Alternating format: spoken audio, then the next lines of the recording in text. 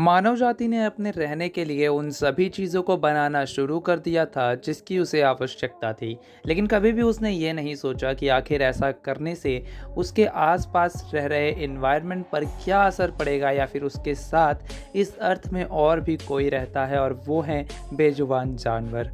जी हाँ, वैज्ञानिकों के अनुसार 2025 तक समुद्र में पाई जाने वाली हर 3 टन मछलियों में 1 टन प्लास्टिक होगा। तो वहीं वैज्ञानिकों के अनुसार अभी प्रेजेंट टाइम समुद्र में इतनी प्लास्टिक है जितनी कि उसमें जीव नहीं है। अब ऐसे में यहाँ पर ये प्लास्टिक बन तो बहुत जल्दी जाती है और मनुष्यों के काम भी आती है, लेकिन सिर्फ एक बार यूज़ करने के बाद ये प्लास्टिक बेकार हो जाती है, जिसे डिकम्पोज करने में 100 से 200 सालों का समय लगता है। अब ऐसे में यहाँ पर सबसे बड़ी समस्या ये है कि आखिर ये प्लास्टिक जाती कहाँ है। तो समुद्र अपने अंदर कुछ भी नहीं रखता, वो सभी प्लास्टिक्स किसी ना किसी बीच पर फेंक देता है। तो ऐसे में यहाँ पर इस वजह से ना ही केवल हमारे इन्वायरमेंट को बहुत ज़्यादा दिक्कत हो रही है, तो वहीं यहाँ अर्थ में रहने वाले कई सारे जानवर भी इससे ही परेशान हैं। हाल ही में भारत में एक सामने किस्सा आया जहाँ पर एक गाय के बच्चे के गले में एक प्लास्टिक की रिंग फंसी हुई थी। जी हाँ, ये रिंग किसी बाल्टी के ऊपर के कोन की हो सकती है या फिर किसी और तरह की रिंग हो सकती है, लेकिन ये रिंग प्लास्टिक की थी। बताया ऐसा जा रहा था कि यह रिंग जब बच्चा छोटा होगा तब वह क्योंकि कचड़े में खेल रहा था तो वहीं पर उसके गले में ये रिंग फंस गई होगी। छोटे समय में उसे इस रिंग से किसी तरह की कोई प्रॉब्लम नहीं हुई होगी, लेकिन जैसे जैसे ये बछड़ा बढ़ने लगा वैसे वैसे वो रिंग उसको बढ़ने में रोकने लगी। और ऐसे में यहाँ पर एक टाइम ऐसा आया जब ये रिंग उसके गले के साइज से बहुत ज़्यादा छोटी थी।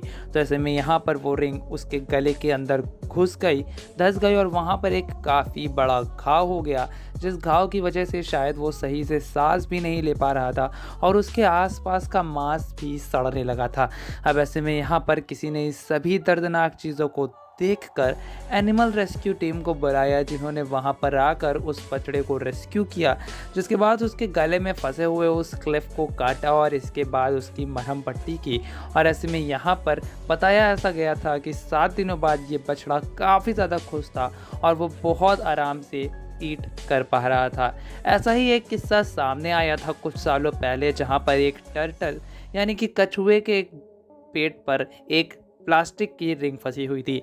हुआ होगा कि जब वो कछुआ छोटा होगा तो पानी में तैरते वक्त किसी प्लास्टिक के कोन के अंदर से वो गुजरा होगा, जो कोन उसके पेट में फंस गया होगा, और जैसे जैसे वो बड़ा होता रहा वैसे वैसे वो कोन उसके पेट में धंसता रहा। और क्योंकि कछुए का ऊपरी भाग जो शेल होता है वो काफ़ी ज़्यादा टाइट होता है, तो ऐसे में यहाँ पर वो उस टाइटनेस को भी तोड़ नहीं पाया और वो क्लिप उसके आप पेट की शेप को देख सकते हैं कि वो किस तरह का दिख रहा है। और ऐसे में यहाँ पर ये कछुआ इस तरह 19 सालों तक गुजरता रहा, और इसके बाद जब कुछ मछुआरों द्वारा इसको पकड़ा गया तो देखा गया कि इसके पेट में एक प्लास्टिक रिंग फंसी है, जिसे काटने के बावजूद वो कछुआ अब जिंदगी भर वैसा ही रहेगा।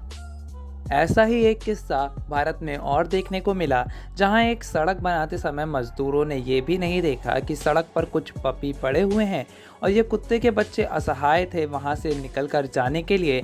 तो यहाँ पर उन्होंने उसे उठाकर दूसरी जगह रखना ज़रूरी भी नहीं समझा और उसी के ऊपर सड़क बना दी, जहाँ पर कुछ समय बाद जब इन पप्पी को किसी ने देखा तो उन्हें वहाँ से निकाला और किनारे सड़क के छोड़ दिया। इसके बाद एनिमल रेस्क्यू टीम को बुलाया जाता है, जहाँ पर आप इन पपीज़ की हालत देख सकते हैं कि किस तरह हो गई है।